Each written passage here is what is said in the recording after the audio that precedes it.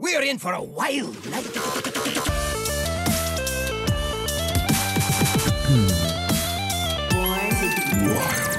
Welcome everybody to episode 107 of Born to be Wild, a Wild exclusive Hearthstone podcast where we have fun hanging out with friends talking about the Wild format of Hearthstone and spotlighting members of the Wild community. I am your host, as always, Nate Wolf. It is great to be back on another rainy evening here in Portland, Oregon. That is what it does here. It's just rain all the time, but the leaves are green, spring has sprung, and I'm happy to be here. Friday night is always the highlight of my week. Like we kind of trudge through the week, but when Friday rolls around, there's some light at the end of the tunnel, and so I'm very thrilled to be back tonight with two of my favorite people.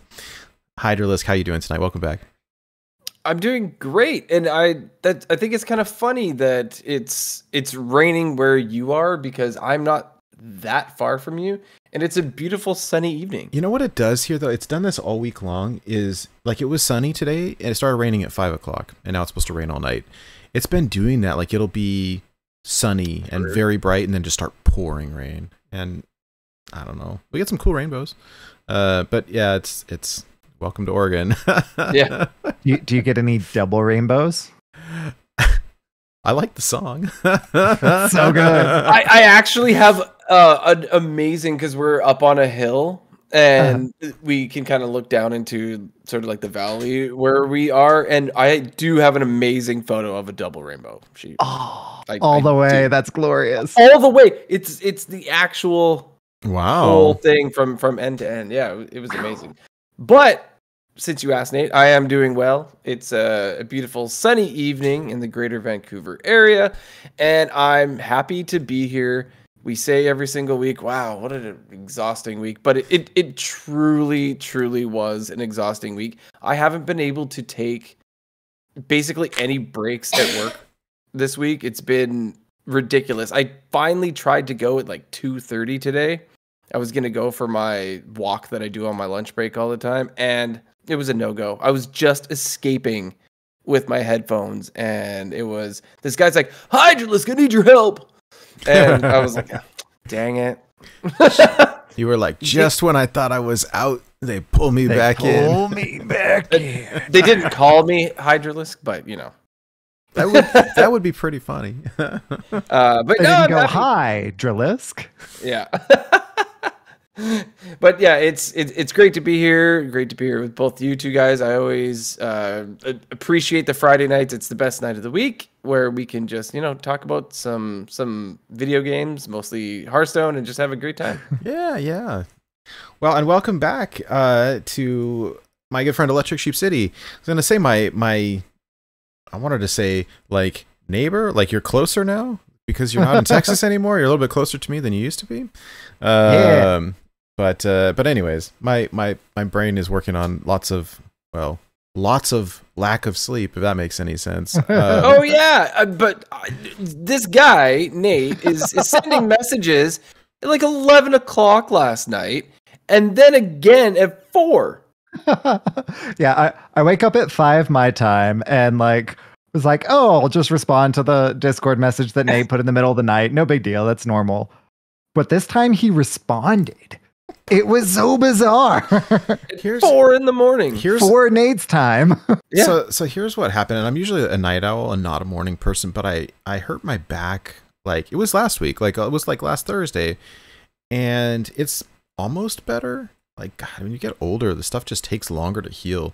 And I'm mostly back to normal, but like sleeping on it, like I'll wake up and my back is so stiff. And I woke up at like 4 in the morning, and my body's like, well, you're awake and you hurt. And I was like, well, I guess I'll go downstairs then and play some Hearthstone, do some of these N'Zoth mercenaries events, and just jam out some stuff. And then I started watching movies and responding to Discord, and my brain was like, well, you're awake now, so you might as well just enjoy the quiet time. And because of the time difference, so Sheep and I chatted for a little while, and that was nice. And after we started, like I guess you were getting ready for work or whatever, time zone differences, I laid back down on the couch and fell back asleep. It was probably around like 6:30, my wife wakes me up at like, I don't know, it was like 8 o'clock in the morning. She's like, "So you skipping work today?" And I was like, "Oh my god!" Oh no! I was like, "What time is it? What day is it? Gotta leave in 15 minutes." And so it was a little mad scramble. The beauty of being on salary is that I don't have like really like set hours, and so I have some flexibility. I worked all day, but it was like I'm so happy that it's the weekend and I can finally play catch up. And really, what I want to do is like, play at Hearthstone and chat with y'all and do some Photoshop and all that fun stuff. So, anyways, but enough about me. Welcome back, Sheep. How are you? Good. Yeah, it's good to see you again. It's been a whole week, and gosh, 3 weeks since I've seen Hydra. 4. It's been a month. Hydra. I knew it had been a while, but wow. I've grown. So meowdy, ahoy, and yeah, welcome, Ahoy, greetings. Meowdy from sunny greater Denver area. It's gonna take me a while to get used to that, but I'm happy. I like that. Yeah, buddy. Very cool. Well, like I mentioned, we have a little bit of a more casual show tonight. It'll be fun to play some catch up, and there's definitely some news, although it's not really wild news, but it's Hearthstone stuff, and I think there's some fun things to talk about, and we can still chat about the listener series and some of the other stuff that came out this week. So Wait a minute, Sheep. We were on last week together. We totally were, because I saw you. We in were the there with Blue there. Train last week. We were here with Blue Train. Yeah, last week. Oh, wait, you were here too. It was an addition. Duh. It was. It's been a long week for me too. I was gonna say I'm not the only one who's not sleeping. Apparently, I'm like, am I remembering this wrong? I've seen you in the corner. I was thinking of the one before I went out. That's what it was. Yeah, because you were gone for 2 weeks, and then I was doing other stuff, and so we just really been missing each other. But I'm like, did I imagine last week's show? It was. See, what had happened was it was a month since I had seen you last week, and I just missed you so much that I was still so happy to see you again today. It was like seeing me again for the first time. Exactly. She pulled a Moon Knight. That's great. Wait a minute. Okay. Who was on last week's show? Was that Electric Sheep City, or was that E-Sheep City, or was that ESC? Like. So, but before I transition to the show proper, the very first time I woke up in the middle of the night one time being the time that Moon Knight episode 1 came out. Oh no. Woke up in the middle of the night and was like, Moon Knight came out. Like, it's in the middle of the night. It's already out. I may as well watch it. And that was the perfect time to watch the first episode of Moon Knight. Was like in the middle of the night, having just woke up, like insomnia style. Like that was perfect. They did such an excellent job of introducing that first episode. Like, I haven't finished it yet. I think I've watched about half of it, and it's great. Although I think so far I'm at episode 3, episode 4, something like that. But like, it started out so strong. It's like, how do they keep that momentum going? I don't want to ruin it for anybody, but it's a great show. You kind of have to pay attention, and it's very, what is the word, like cerebral. You kind of have to. If you've ever watched like Legion, on FX, the other Marvel show. I've watched like 1 or 2 episodes. It was really good, but like canon stuff kept coming out, so like it kind of fell by the wayside, unfortunately. Yeah, it's good. I recommend it. It's on Hulu, I think. But it's one of those where, like, because you don't really know what is real and what's imaginary, that if you're not really paying close attention, like, you will be lost. And yeah, but I think they combined really well, like serious with funny, and with a dash of like mental illness, and maybe more than a dash. But it's quite well done, and Oscar Isaac is like one of my favorite actors, so it's I'm especially fond of it. Yeah. Anyways. Me too. So apparently I'll have to watch this because you need to. It's incredible. Oh yeah, no, it's great. Yeah. You would really dig it too. In particular, Hydra. You really would. Cool. I'm staring currently at the IMDb page for it. So good. Well, for those of you joining us for the first time, welcome aboard. Let me briefly explain how the show works. We record this podcast live every Friday evening at twitch.tv/borntobewildhs. And the video version of this podcast is then posted to YouTube shortly thereafter. Audio versions are also distributed to all the podcast apps.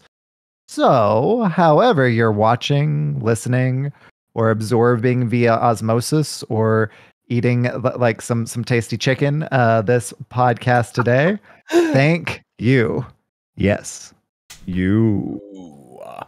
I love it. Yeah, everybody, thank you so much for hanging out with us and for being here tonight. Before we get into the main topic of the show, which we kind of sort of don't really have one tonight, but do want to say a very quick but important thank you to Shokunin and to the other patrons of our show. Shokunin being our executive producer, who has been a great help, assistance, and given us some financial backing, which helps us to pay for things like website and listener series and all that stuff. Anyways, your support means the world to us. Thank you so very much. If you enjoyed this content, please like, subscribe, and comment on this video when it comes out on YouTube. That helps people find us and helps with the algorithms to get people to notice us.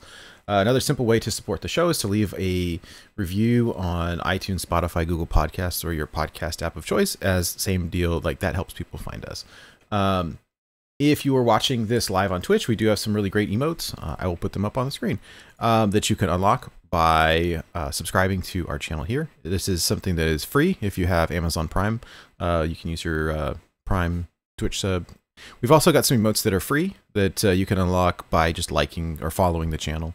So it's super cool. And found out that we've got some more slots available, and so working up some ideas. Our artist Christina is available to do some more, and so I'm excited to work with her. And anyways, really excited to do that. Finally, if you're interested in supporting the show financially, you can join our Patreon for as little as $1 per month if you are interested in doing that.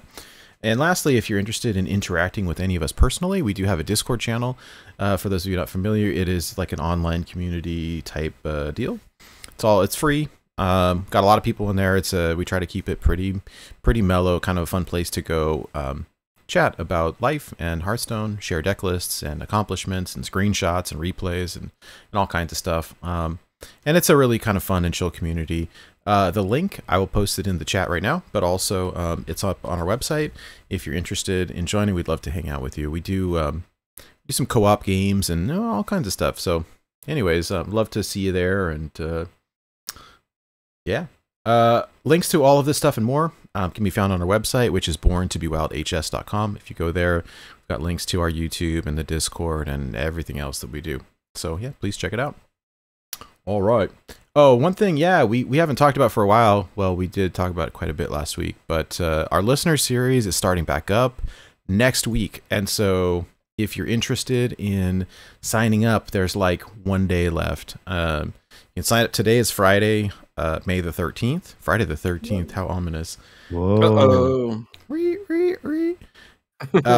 So signups. Signups will be through tomorrow, which is Saturday the 14th, and then we'll do our first kind of system maintenance on Sunday, which will like kick off into the first week. And so during that time, we'll assign matchups and all of that. Yeah, so a little behind the magic there. If you actually wait until the 11th hour, it'll still be fine as long as you get it in before system maintenance starts on Sunday. You're good. Like we don't cut it off hard and fast like that. So if it's Sunday morning and you haven't signed up yet, you still have a little bit of time. But if you're listening or watching this on the replay, you may want to participate.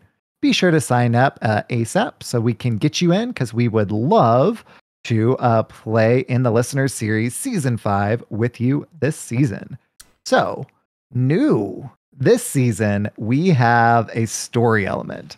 The entire season has a story to go alongside the challenges. Speaking of the challenges, each week has 2 of them. 2 challenges. That's not more than 2. That's exactly 2. So one of them's kind of more thematic for the story. The other one is the more kind of deck building innovative challenge there. So of course, like always, the listener series is free. For more information, go to borntobewildhs.com and click on the listener series tab. The story for the first week is called The Old Gods. Ooh, can I share it? Goliath recorded something? And yes, it's really, share it. Can I just? Yes, I'll just let's do play it. Let me. Sorry, I wasn't prepared for this. But you are not prepared. I was not prepared. But I. Oh, here it is. Okay, so this is great. I asked Goliath if he would be willing to. He does this when he does these recaps of lore stuff. He will read in his like quote unquote epic voice. It sounds so much like the recordings from Warcraft 1 and Warcraft 2, if you've ever played those, like the between mission things. And so, he was kind enough to record these intros that we wrote, and I placed them to music. It's the music from Zinashari in World of Warcraft, and put some little sound effects behind it. And so he's got these intros recorded for every week. And so there's like the story element, and then like Sheep was saying that the deck building restrictions are based around, like one of them is based loosely around the lore, and then the other is kind of more just for fun. But yeah, let me play this real quick. Hopefully if y'all can hear it, give me a thumbs up or a something just to make sure, but you should be able to hear it. Embodiments of chaos and corruption, the old gods plummeted to Azeroth from the great dark beyond and embedded themselves into its crust. While the elemental lords attempted to resist, they were no match for the old gods' power and succumbed to their terrible will. When the Titans discovered Azeroth, they saw the old gods had embedded themselves too deeply within the world's surface to be removed without destroying the planet. So they decided to imprison them below the surface, where for millennia they lay dormant. Nice. It's epic. I've got all of them. The whole thing is like, it goes for almost 4 minutes of him reading all of these challenges. It's so great. Yeah. Where they lay your face. dormant. So speaking of dormant, the primary challenge, which is of course the story challenge, is that each deck must contain at least 8 dormant cards. So the card must contain the dormant keyword on it. That is made a little bit trickier by the secondary challenge, which is that all cards in each deck must be from only the following sets: Whispers of the Old Gods, Madness at the Dark Moon Fair, and the associated mini set, Ashes of Outland, the Demon Hunter Initiate set, the Core set, Legacy, and of course, Voyage to the Sunken City.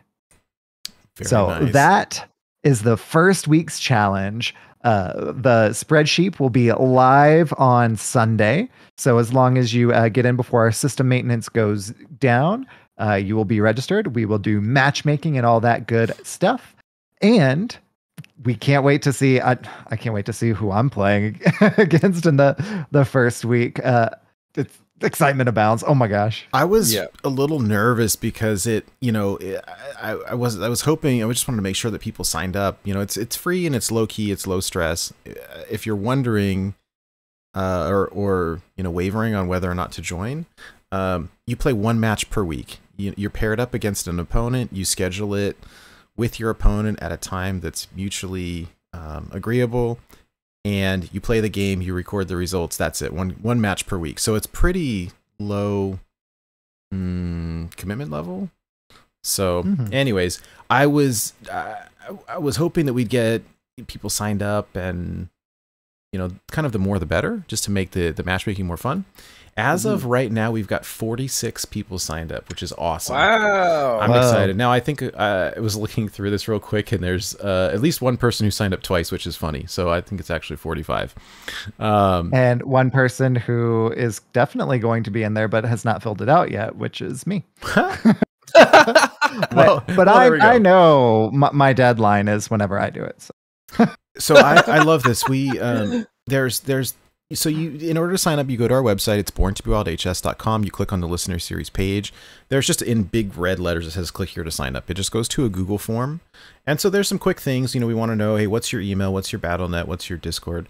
And whether or not you're interested in having your match streamed. We want to, in the event that we need to reach out to you or we're streaming your match, we want to know what your preferred pronouns are. So we refer to you in the way that you would like to be referred to as. And also, but here's the funny part, right?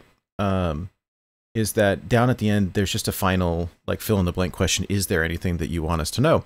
And some of these are great. One says tacos. One says vengeance. I don't want to know vengeance. So we say, there's some very kind ones here. This event sounds awesome. Thanks for putting this on. First Hearthstone tournament I've signed up for. Excited to see how it goes.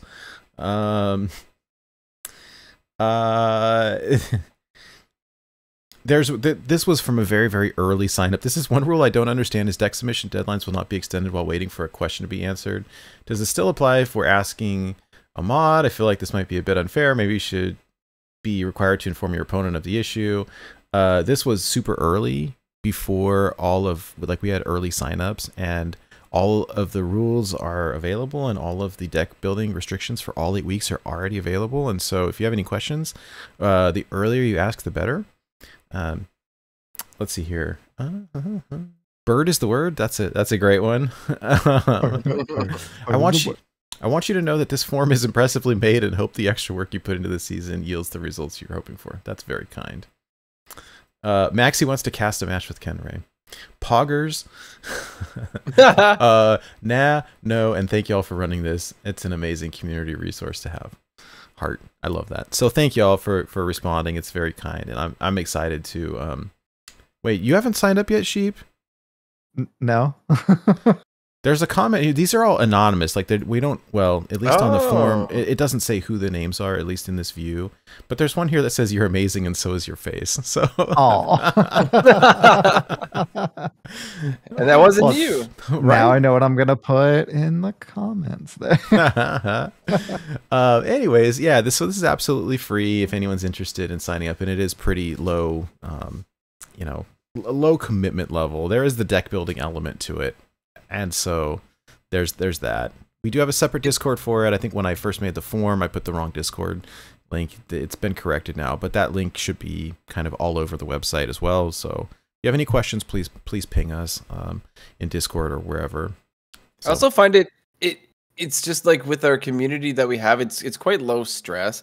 I've often actually voice chatted with the person I was versing while versing them. And we're kind of joking around and just having a good time with it the whole time. And, oh, man, I didn't see that coming. And just, it's really fun to be able to do, whether you want to do that or not. But I found that actually pretty interesting when people have asked me, hey, do you just want to voice chat while we play?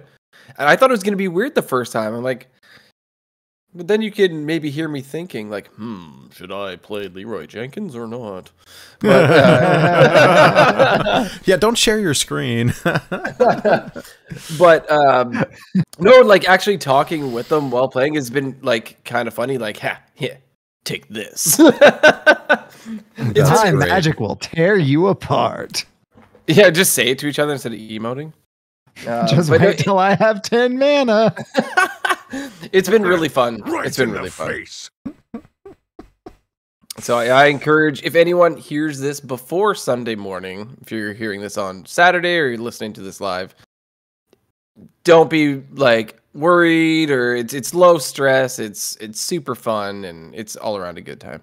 Oh, one thing that changed over the past week, the prize pool is slightly increased. So prizes, first place 60-pack bundle, second place 40-pack bundle, third place is going to be 30 packs. So was going to have 15-pack bundle for both third and fourth, and we have received a generous donation of an extra 15-pack bundle. So to give a little extra incentive to third place is actually 2 15-pack bundles. And so I don't know if our generous donator wants us to say their name or not, but I really appreciate it. It's very kind of you, and it helps to boost that like difference between third and fourth place, and so it's very, very kind. which also means that we will have 2 matches in the final week to determine the tiebreaker between 3rd and 4th place. What? Yeah, It's Schmoopy like Daddy. Just don't call me Sugar Daddy. Oh, you know what? It never. I mean, I wasn't going to, but now maybe. I was gonna say, you know what? It hadn't even occurred to me. That is usually not in my vocabulary, but I think. Just don't say those words on Twitter, or the bots will immediately start responding to you. It's pretty funny if you see anybody do that on Twitter. Oh it's my goodness. hilarious. Not that kind of orc.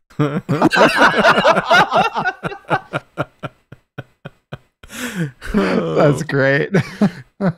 But anyway, it's very generous of you. I really appreciate it, and I think it's going to be a blast. It'll be a lot of fun. And someone had asked me, and of course the running joke is Max Yvonne has already made 400 decks for week 1, and but I've seen pretty fun chat going on there's a separate Discord for the listener series. Makes it a little bit easier to kind of moderate because our main one is kind of like huge, so it's exciting. Anyways, I've seen a lot of people chatting already, bouncing back and forth ideas. There's a couple of things for people worried about not having enough cards. If you sometimes what I've seen people do in the past is like build decks, and then you can like, it's open deck lists once submissions close. Like you'd have to agree on it with your opponent, but like they could build the deck and you could borrow the deck. So like if you're missing the cards. Which is kind of cool. And then someone had made a suggestion on like, hey, if for those of us who are not good at deck building, what about the idea of like a basic deck recipe? Could someone do something like that? And I was like, that's a really interesting idea. I mean, we haven't really talked about it, but like the community aspect of it, like I just love it. It's been great and it's exciting, and I think the whole thing in general is cool. There's prizes, but it's low key enough that like we get to be like rather informal about the whole thing. And I'm still like reeling over here at so because the first week challenge you can only use cards from certain sets, and people especially who are only on mobile were having a little bit difficult time trying to figure out how to build those. And so This so funny. So yeah, so right, so NHL fan posts a link, and I swear every time I look at this, all it says is hshookup.net, and I was like, bro, this is not a dating site. I'm sorry, it's actually hslookup.net, and yeah, I don't have any words, but every time I see this, like the L is just not there. Like, said so I read that too quickly and thought it said hookup. Sheep says, I read your comment first and that's all I could see for a solid minute. I still see it. Anyways, good times, and we're really excited to get that started. I think it's going to be a lot of fun, and that being said, I mean, I don't want to pressure anyone into playing.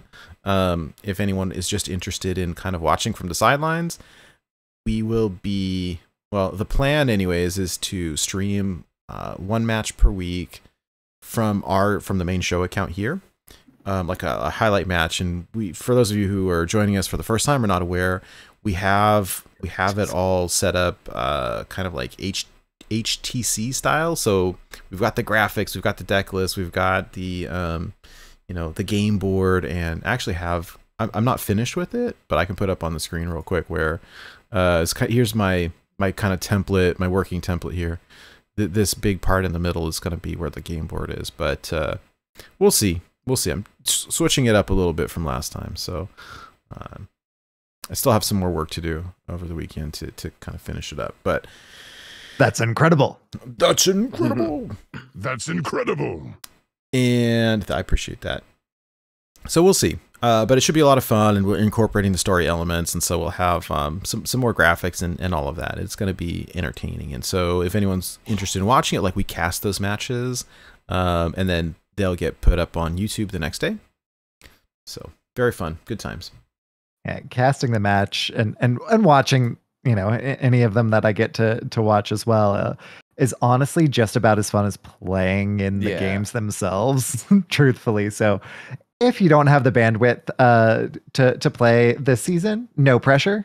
Watching along from the sidelines is highly encouraged and really fun. And even if you're playing it, as long as you're not playing in the match we're casting itself, it's a blast too. It's so much fun. Yeah, absolutely. Unfortunately, I think the timing of the whole thing, in hindsight, maybe we should have pushed it back a week, because I believe that somebody is going to be missing from week 1, but for a good reason. So next Thursday is my 10th wedding anniversary. So my wife and I are celebrating next weekend. So I will be, I know I was just out for moving. I'll be off next week, but for a very good reason. That's a pretty good reason, Sheep. Thank you. I mean, she could cast the match with us. It's like, it's romantic, right? Not really. I tried to get her into Hearthstone, and she kind of enjoyed it, but it's just not really her kind of game, which is fine. It clearly is mine. But her trying to cast a match would be especially hilarious, because she's so like put together and knows all the things about most of the things she talks about. So she was trying to just like fumble her way through that. It would be really hilarious to watch. That'd be great. I would pay money for that, but I'm very happy for you. That's a great milestone. That's exciting. We can do a bonus match where all 3 of our wives have to cast it. Oh my goodness. That sounds awesome. I would die. That would be fantastic. Oh my goodness. Wow. It'd be some convincing to have to do that. Well, quite a bit probably, but a considerable amount, yeah.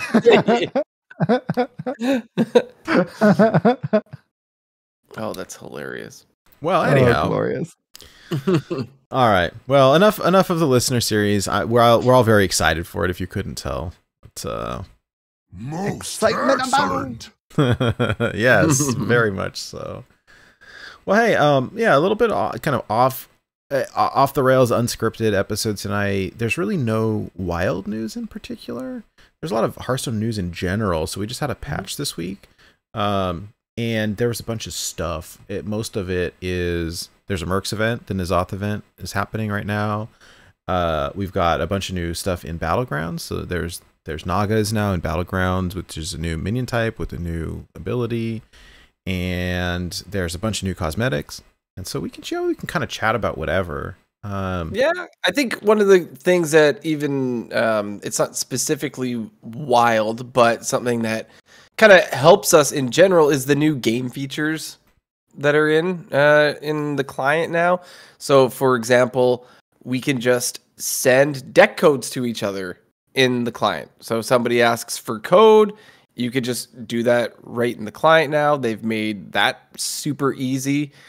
There's also, I mean, I'll use that because people have asked me multiple times. They'll friend you and be like, code, question mark. It's like, well, hold on. Like, we didn't go out to dinner first or anything.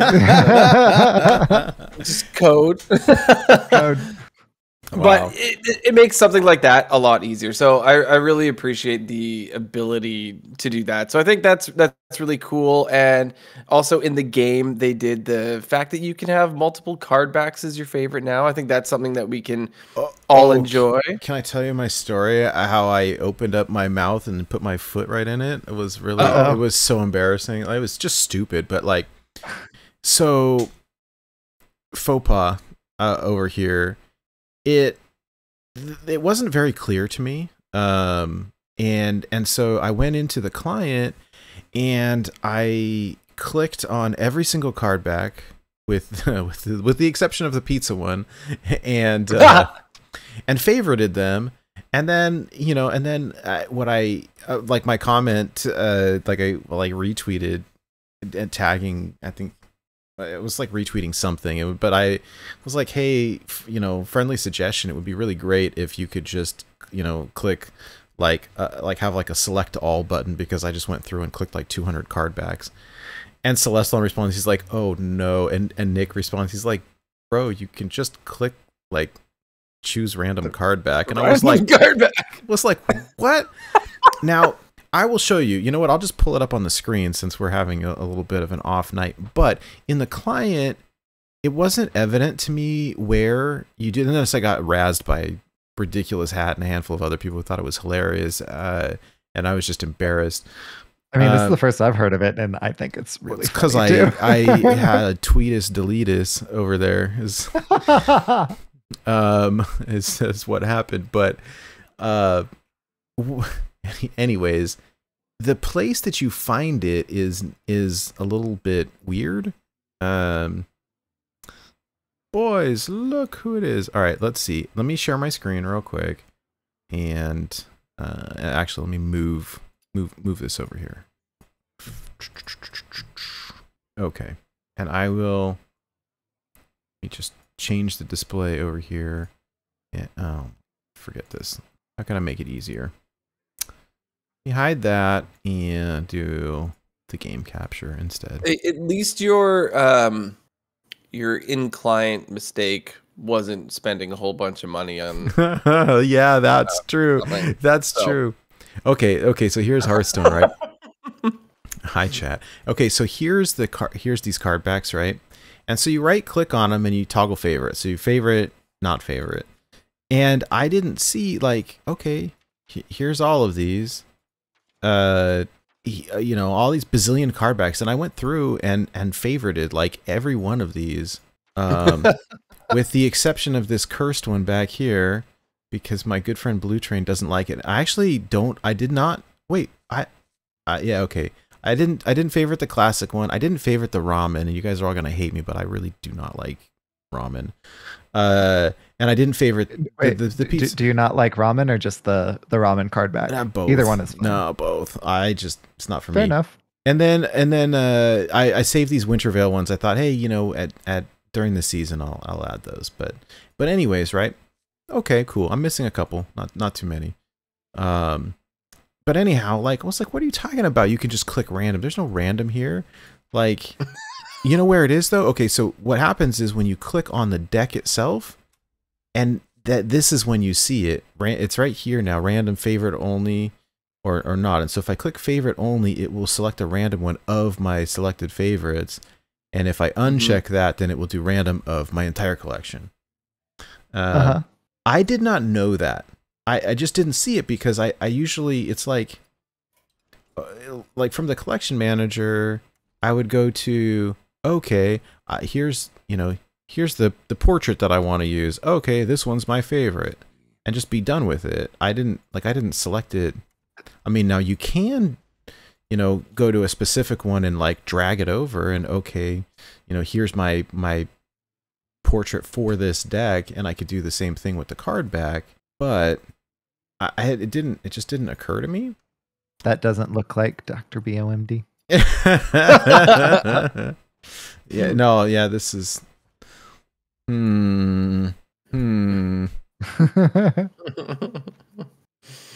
Oh, that's hilarious. Yeah. Anyways, so I didn't realize that you had to be specifically in your deck to to select this. So I learned something new. Anyways. And then tweet us, delete us? Yeah, because then I had the devs making fun of me, which was lovely, but I was like, jeez. Anyways, I'm very excited that they did it, and it made me think if they can do this with the card backs, it's only a matter of time before we can go into the coins and do the same thing. Yeah, I would love to just assign a coin to a specific deck.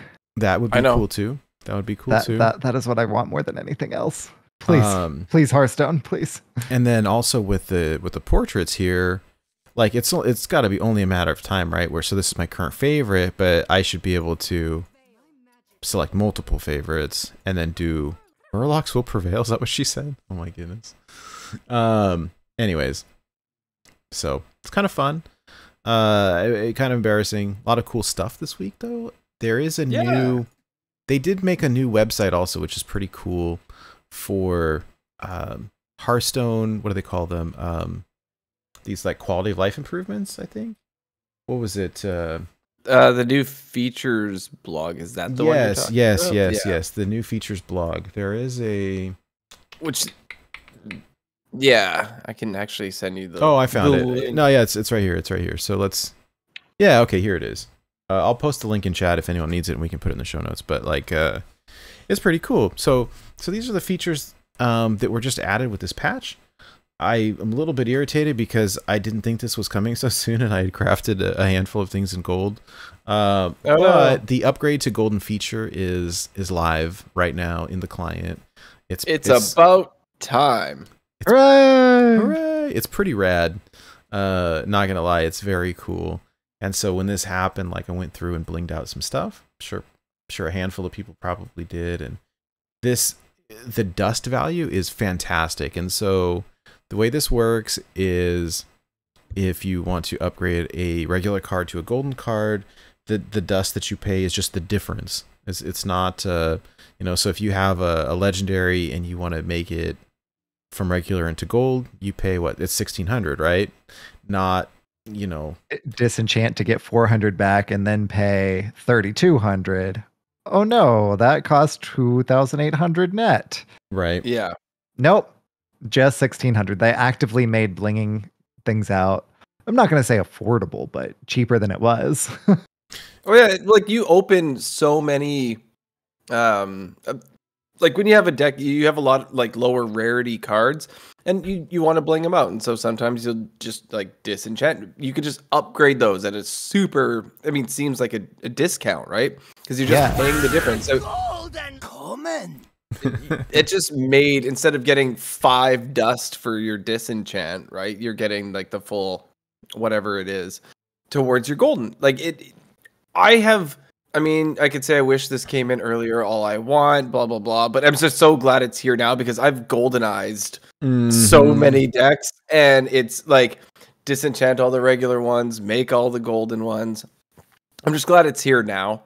There's no point in complaining that it wasn't here before. It's just super cool. It's kind of like so cool. It's like the ranked floors. We experienced it before, and we get the benefit of it after. It's just really great. So I'm happy. I'm just glad that it's going to be cheaper whenever I'm blinging things out going forward. Exactly. Yeah. It's such the dust savings, frankly, because I have a problem with making gold cards. The dust savings is wonderful because it's very, very expensive, like monetarily, very expensive to buy a bunch of cards and dust them all so that you can make the golden ones, when now you can just upgrade instead. It's fantastic. Now, there's a couple places that it doesn't work, which is a little bit weird. Let me share my screen again, which we found this out the hard way.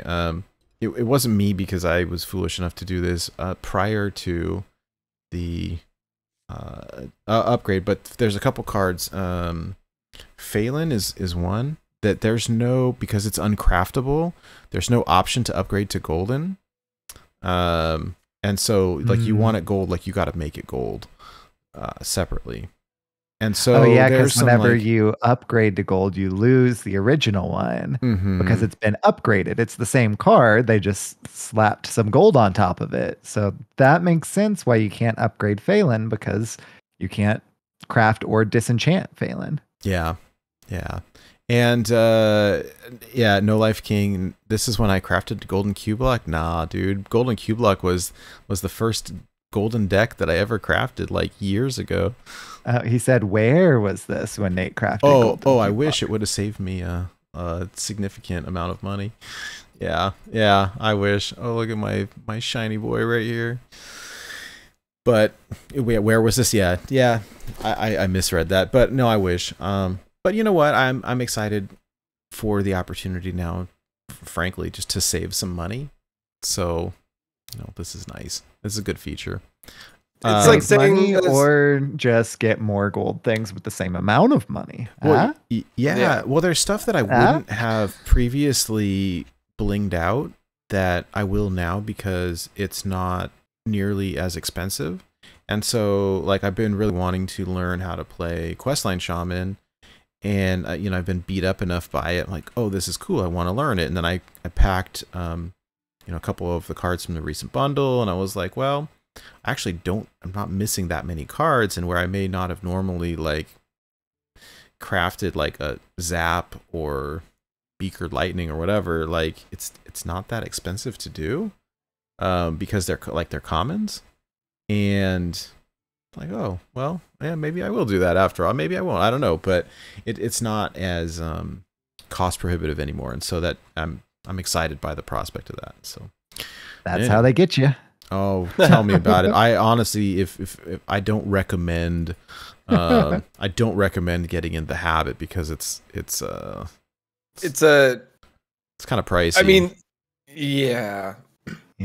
Once you have that first golden deck and you just love it, and then you start playing a new like pet favorite deck, and you're like, oh man, this would look really good in gold, wouldn't it? So now you got 2 golden decks, and then 2 becomes 10, and yeah.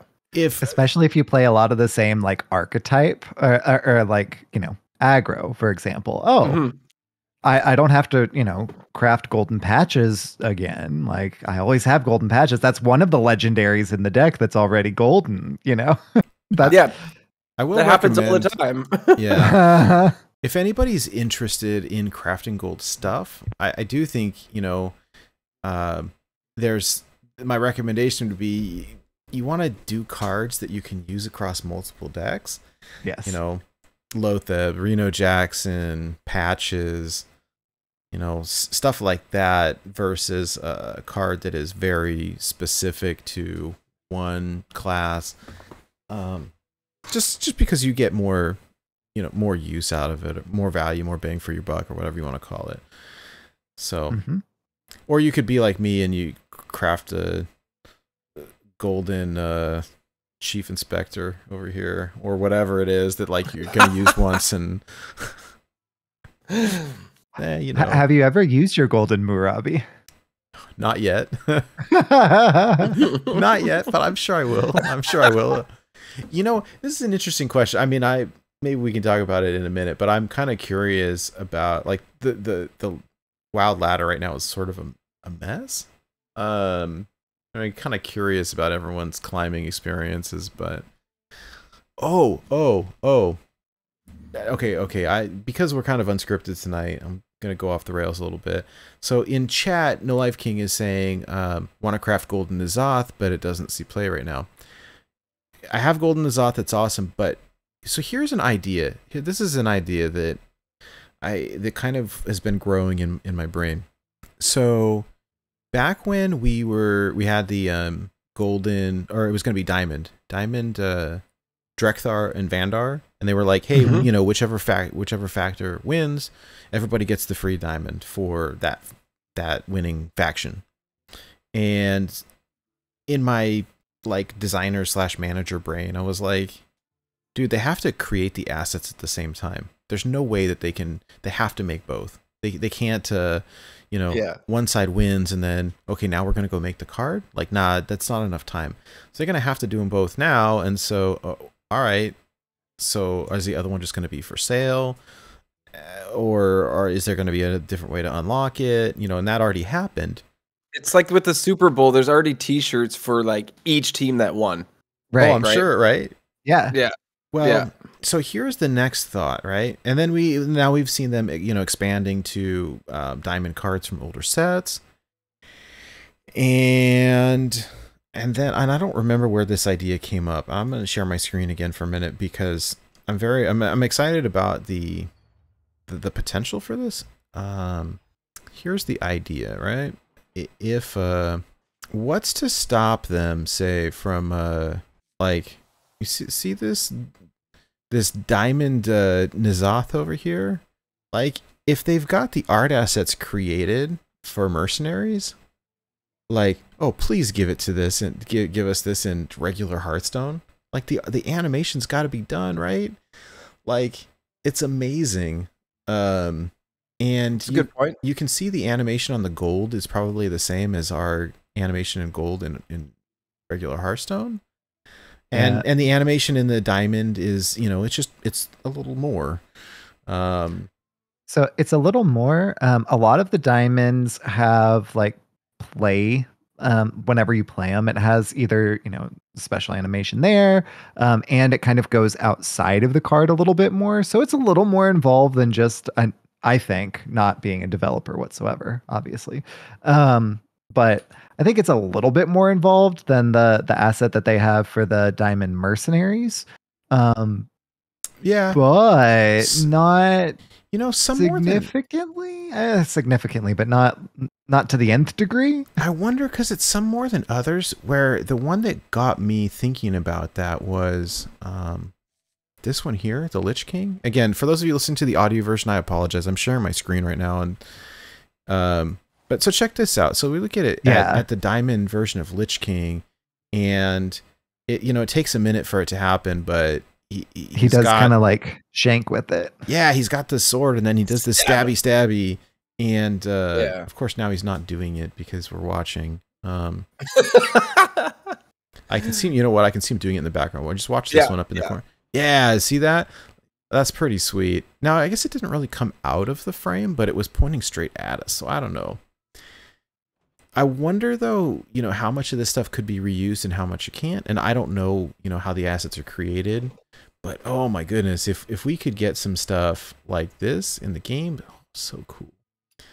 So, I don't know, just a thought. It was like, hey, if... I know they reuse assets because the N'Zoth one over here, we saw it already with Cookie the Cook, all of Cookie's fish are cards in Sunken City. Here's Jaina, right, with the staff that's kind of out of the frame, sticking out of the frame a little bit. There's a couple here. Gul'dan does it as well, sticking out a little bit. Blades there. Mm-hmm.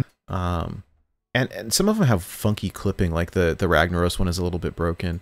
But so here's N'Zoth, like this artwork here for the baby N'Zoth, I believe has been in I think the artwork for that has been in Battlegrounds I think that was the buddy, if I'm not mistaken. I'm not a big Battlegrounds player, I play it pretty casually, but I think that was the artwork for the buddy. I believe you're right. It's been a while. Yeah, I don't know. I play pretty casually, but I don't know, it just made me wonder. Well, and if you're talking about reusing assets, let me just check real quick here. So I'm looking at the golden N'Zoth. So it's animated like a golden card would be. So here's this. And then let me go back to my collection over here. I'm going to swap it over to Wild. Zoth. So I'm pretty sure looks an awful lot like the same picture. I was gonna say, like, I think that it's the same. Now, if I had to imagine, like, the way that Photoshop and stuff works, right, is that you build stuff like high resolution and you can always shrink it down. You cannot build it small and make it big. Like, it loses resolution. It gets ugly and crappy and pixelated. So I imagine they make these quite big, and then they could shrink it down or crop it or whatever. Put some kind of clipping mask or something. And so I don't know. I'm just like, if anybody's listening, I would love a diamond N'Zoth, just saying. Anyways, that's probably enough tinfoil hatting for me for one night, but I would like a diamond patches. Oh my. Very much. I'll make you a custom one. But with charge? Well, Yar. now you're asking. Now you're asking a lot. Yeah. So, anyways, upgrade to golden. Share deck codes in chat. Favorite multiple card backs. These are things that we have right now. And then, so they've got this separate blog post for new features coming soon, and apparently they're going to add to it. So, yeah, it's pretty cool. It's nice to have new stuff, buddy. Yeah, I'll take it. We got. I like when they show this new stuff. It just makes me think that we're gonna keep getting this stuff. So I like it a lot. Yeah, I think so too. We saw also in this set there was new hero portraits for some of our Hearthstone characters in Murloc form, which is just, I was not expecting that. It's so funny because they'll say that, oh, hey, this patch is coming out and there's some new stuff, and they'll talk about the new stuff, and then they won't mention a couple of things and leave them as surprises. And so I was already, oh, cool, upgrade to golden, oh, cool, multiple favorite card backs. And I was like, what in the world? A Jaina Murloc skin? Like, what is happening right now? And it's fun. It's really cute. And Murloc Mage is back. I think my favorite's probably the Sir Fenley Oh, it's so great. The price good. points they're like $10 each. I think the Finley one is a little bit more because it has a card back bundle. Yeah. So they have them released right now for Demon Hunter. Oh, where is it? Here it is. Murgillidan. Oh my gosh. Which is great. It's funny because the artwork is there's a Hearthstone card that can't think of it off the top of my head. Is this one that looks like here Metamorphin is like almost identical to it, but it's wonderful. And then Goliath shared something in the Discord that was kind of there's a Murloc Demon Hunter in World of Warcraft. He put it in the lore section of our Discord as well. It's kind of fun. So there's that one. They didn't do them for all of them yet, which is kind of weird. Yeah, there are a few that are in the collection but are not yet available for purchase. A couple of them, which is kind of cool. We'll probably get there a little bit, but the next one. Yeah, so we got Jaina Proudmurgle. Oh my goodness, this is great. We've got let's see here. It just looks like Jaina and they photoshopped a Murloc's head on it. It's so funny, right? They did a great job. The Sir Finley one is amazing. Oh yeah. So good. Yeah, so Paladin hero Sir Finley Murgleton. He's got the hammer. It's wonderful. Really like it. This one has a card back, so it's a little bit more expensive. I think it's 15 US, which is like 400 Canadian. And that, let's see here. Then so it's just those 3 right now, and then the other 2 that they put into the patch, but you can't buy yet. There's a Druid one. The name is great. Guff Murtotem. That's great. That's great. I love it. I don't think I'll ever switch to another Druid. I'm curious to the voice lines on that one. Same. I have not listened to the voice on that. We could actually throw them up if anyone wants to hear them. Then the other one is Shaman, which is a little funky because they've already we currently have Deep Sea Morgul right now, which was on the rewards track, which is especially a head scratcher because Deep Sea Morgul is great. Like no shade on Deep Sea Morgul. Oh, it's rad. Yeah, awesome. But Shaman had 2 on the current rewards track. So Deep Sea Morgul and then what's her name? The other one that's on 100. Vosh. Yeah, Tal'Dorei Vosh. Yeah. So they got 2 there, but the new Murloc one that isn't quite out yet is Muragnaros. Wow. That's quite something. I almost always use just Rag whenever I'm playing Shaman, but now I'll probably switch it up. If I could put more than one favorite, it would be Ragnaros. It's just go back Ragnaros. Just back and forth between those 2. What does die insect sound like in the Murloc language? Oh, I'll tell you exactly what it sounds like. It sounds like get in my belly insect.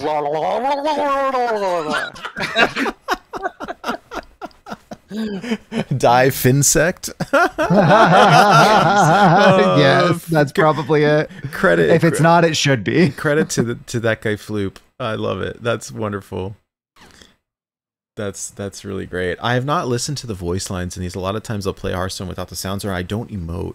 So I haven't heard them yet. We'll have to try that out sometime. Or, I don't know. If anyone wants, I could just play them right now. It doesn't really matter to me, but it's pretty fun. I don't know that there is anything else really going on with Hearthstone. Are you guys doing the mercenary stuff? I am. Yeah, I'm almost done with task 5 of the N'Zoth event. Just haven't had a whole lot of time, but that's been something that I could do a little bit of right then. It's fun. I actually, so far, it hasn't been as difficult as the Leroy one. Yeah. I've been able to do it pretty quick. And one thing I have to give them credit for is that you have more time this time around. Now, I don't know when. Like, they say you have until patch 24 point something to complete, which we don't have a date for. But with the Leroy event, it was like you have 2 weeks, which is pretty quickly for Get to stepping. Well, Yeah. see, here's something I realized this week. This was that, and I forget because I spent so much time, same with sheep, like at the very beginning, just grinding mercenary stuff, level them all up, grind their tasks, get the coins, get the equipment. And so when these tasks come out, it's like, oh, cool, I've got like 3 or 4 comps that are like just ready to go. They can do pretty much anything. But they all contain a legendary. You need Anduin, you need Malfurion, you need, I don't know, there's a handful. You need Ragnaros for the fire one. And I mean, you can do them without, but it makes it a lot easier. And so when these things come out, it's like, oh yeah, cool, I'm ready to go. I can just jam through it. True. And I did a little bit of co-op with Goliath this week. He was stuck on one of them, and it really maybe he's more of a free-to-play player, especially when it comes to mercenaries. And I was like, oh, build this comp. It's like, oh, I don't have the mercs for that. I was like, oh, okay, that's fine. Build this one. Oh, I don't have the legendary for that one either. I was like, oh, okay, how about this one? Nope. And so we built like a budget one, and we were still able to do it, but it was definitely more challenging. Mm-hmm. And it made me kind of realize, like, for folks who haven't spent either a lot of time or a lot of money or both, it's a little more challenging because you have to get a lot more creative with your teams. And so it made me grateful that they're giving us more time for this N'Zoth event, especially for folks that just don't have stuff ready to go. Where for me, it's been like, all right, cool, I just need to find the right combination for this task to check the box, versus like, oh, I don't have the right mercs to do this task in the first place. And then and because Leroy was over so quickly, it's a bummer that folks who don't have the time or the collection, like, now you got to try to get it from a pack, and the drop rates from mercs suck a lot. Like, so bad. They're just the economy. I didn't even do the Leroy one. Yeah, because you had to do it in a zone that I hadn't even done all the levels in yet. So I was like, okay, so I got to unlock all this stuff, and then I can do all these tasks. And I'm like, you know what? I could also just not. Yeah. I could just go play ladder or something. Like this. It sounds like I'm gonna race against the clock and may not finish and just be disappointed. So I was like, eh. I tried to like rush on it as fast as possible because the diamond ones, their pull rates are so low that, or to buy them is very expensive. The reason that I have a handful of them is because when they offer the bundles, it'll say like it guarantees a missing portrait, and I'll only buy it if I know that the only missing portrait is a diamond one. It's like, okay, cool, I'm guaranteed a diamond. But other than that, like, I try not to buy them because they're expensive. And the pull rates or the drop rates are so bad, as they're so low. I could not tell you. I mean, I've gone 60 packs in a row and like opened only coins or maybe one skin, and it's like, good grief. I really would love for them to do some kind of pity timer. That being said, I do think there's a couple awesome things that they did lately. The update with the task grinding, where once you complete a task, it just automatically gives you the next one. I didn't realize until last week that I finished everything. Like, I'm kind of a night owl, and so usually I'm like getting in bed around midnight, and that's the time when tasks reset for the day and you get new daily quests and stuff. At least here in Pacific time. And so I would jump into Mercs and say, oh cool, what are my new dailies? And can I do them while I'm in bed trying to get tired and jam these out? And so they rolled over, and I got a new Toki quest, and that was it. There was no other ones. It was like, why are there no other ones? Well, it must be broken. This must be a bug. And I was like, oh my god, I finished them all. Wow. I didn't realize. The plus side is, as soon as we got N'Zoth, like, it was the only one that, like, it's brand new. You haven't done any of the tasks, and so it gave me N'Zoth. And I went through task 18 in like a day and a half, and because you just kept getting the next one over and over and over again. Yeah. And so it's not enough to like max out the merc, but like not too far off. I think I'm. That's cool. And so it's kind of neat. Now I'm sitting here waiting. the other cool thing is that I think it's tasks 16, 17, and 18 on each merc gives you a pack. And so like I just jammed through, and I have not opened them because I think it was Zombies. Why bother? Yeah. Well, yeah, if you're not going to get anything, Zombies was recommending like you just sit on them, and not until the new patch, like sit on them until there's new content, because then at least you can try to open, you know, this new stuff. And I'm still kind of holding out hope that maybe one day. I think I'm still sitting on packs waiting for new mercs. Just may as well hold on to them. Yeah. I just checked. I'm currently sitting on 45 mercs packs just from grinding out tasks. Nice, nice. Yeah, so check this out. I'll share my screen one more time. This is my N'Zoth right here. So I dumped him in the fighting pit thing to gain levels while I was waiting. One of the early tasks, I think it's task 4 or 5, was to complete a bounty at level 30. And it's like, oh, well, I got to get him to 30 first. And I was getting bored waiting for that to happen. And so meanwhile, like I went to, I don't know, like one of the highest quests that I could, made a great party and just tossed like little baby N'Zoth in the back on the bench to level up. So I got him leveled up pretty fast. And then through all the task grinding through 18, he's at the abilities. I've got 5, 3, and 3. So they both, you know, the other two need to get up to 5. And then with the equipment, I've got 3, 1, and 4. So, but like that's not bad for free coins. Like I'm not gonna buy, like there's a bundle where you can buy N'Zoth coins. I'm not buying that. No, I'm gonna pass on that for sure. I think I'll just try to farm coins for the rest of it. Mm-hmm. Yeah. By the way, Baby N'Zoth has special voice lines. I don't know that they all do this, but Baby N'Zoth has custom voice lines in like he says the N'Zoth old god like lines in a baby voice. It is ridiculously cute. It's so That's funny. incredible. If you haven't heard it, try it out. Throw Baby N'Zoth in your party on the bench. After my own heart. It's so funny. It's great. And then so Glorious and terrible. he's so cute. And so when you do the quests, you get N'Zoth for free, the baseline N'Zoth, I believe, for free. And then you unlock I unlocked this gold one for free. And then if you do and I don't know if it's a random gold or the baseline, I'm not sure. And then if you do the whole quest line, you unlock the diamond one for free. Now, I saw Old Guardian, if you get stuck on these, Old Guardian does videos, and then our buddy Zombies Go Nom Nom is doing videos as well on YouTube. So I definitely recommend those to help. I've been posting my comps in our Discord as well, in the Mercs channel. If anyone needs help, then you can always ping me. But it's been fun. I saw that Old Guardian had videos for the next N'Zoth events already out, and I was like, oh, that's cool, they're out already. And then I'm going here looking, I'm like, they're not, I don't have them yet, but I assume that they'll be up tonight. So I don't know, he's in a different time zone, I think, maybe in EU somewhere, I don't know, so maybe just get him early. Oh, he plays on Asia. There you go. So yeah, it's because they get them like basically, it's almost like a day before. Yeah. Sitting on I 77 packs. Yeah, I thought I was doing good with my 45.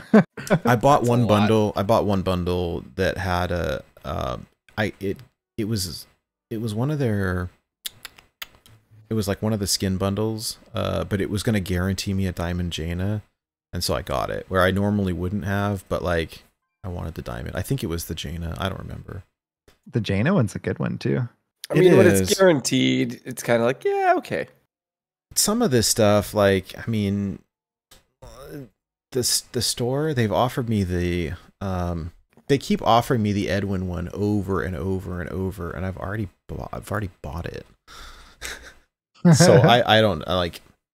You just get coins now, which is not a great value, but it's kind of funny that it lets you do it again. A lot of the bundles you buy once, and yeah, it's kind of weird. It's because there's multiple skins. So what happens is, if you own the base portrait, you get an unowned portrait, and so another one. Right. The only reason that I bought it was because I had them all, and it was going to guarantee me the diamond one. I was like, oh, okay, cool.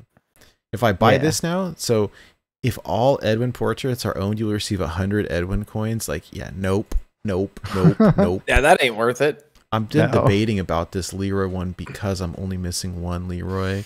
But, like, it's the gold one that I'm not going to use because I have the diamond one. So, like, I'm not going to spend 20 bucks on that. 25? Like, no thanks. Now, the coins would be kind of nice, but Leroy's one of the ones that I've got them all maxed out except 3. Leroy's one of them. Maybe it's 4 now that N'Zoth, but... yeah, I've got them all maxed out except for Murky and N'Zoth. How did you get Leroy maxed out? Did you just grind the tasks or the... Yep.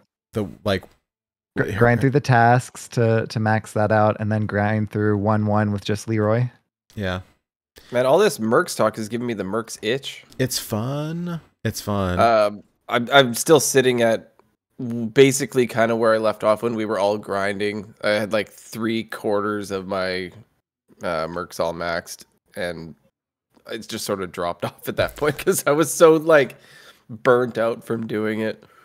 Yeah, I burnt out real quick at first, and now I still play a little bit. Like, you know, whenever an event comes out, I play that thing. You know, I play PvE or PvP every now and then, but not a whole lot.